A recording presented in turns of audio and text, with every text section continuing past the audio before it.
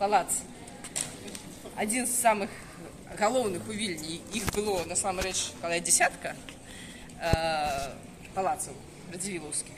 Но тут до войны, ну, это уже послевоенный дом, был знаменитый такой, как-то он назывался, кардынариум, что-то такое, самый галоўны палац Радзівілаў. И тут на гэтым месцы я хочу згадаць аднаго з кіраўнікоў бітвы пад Воршай, кіраўніка лёгкай конніцы, знакамітага Юрыя Геркулес Радзівіла, да? Геркулес чаму? Потому что ён моцны такі быў, як Геркулес, да? Моцны ва ўсіх сэнсах. Ён пасля смерці Астрожскага, ну, не адразу, напэўна, таксама стаў гетманам вялікім літоўскім. І лічыцца, што ў адрозненне ад Астрожскага, у которого, як я уже казала, былі паразы, да? Менавіта Юрый Радзівіл лічыцца, што не прайграў ніводнай бітвы. На жаль, ну, я чытала, што ягоныя уласныя маёнткі былі недзе на пушкарні, пушкарскі разлом, пучкорю, да?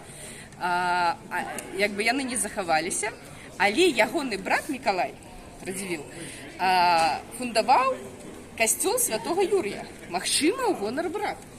Касцёл святого Юрія на колись Юрьевском, ну, за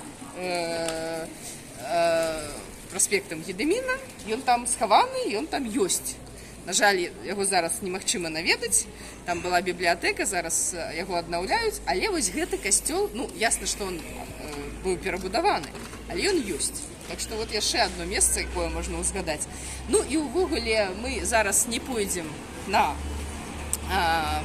плошчу да палаца, але сённяшняе шэсце, да, вот, которое сёння было на штогадовае, присвечанае бітве пад Воршай ад вострай брамы да кафедральнай плошчы, оно недарэмнае, таму што менавіта гэта быў шлях знакамітай такой трыумфальнага шэсця пасля бітвы пад Воршай пад канец 1514 года адбылася такая знакамітая, такой трыумфальны в'езд Константина Астрожскага з трофеями, с вялікай колькасцю палонных, да? Вось акурат в Вільню адбыліся такія ўрачыстасці, і, дарэчы, в кафедральным касцёле былі вывешаныя сцягі, адабраныя падчас бітвы. То есть, ну, мы зараз туды не пойдзем, але пойдзем далей.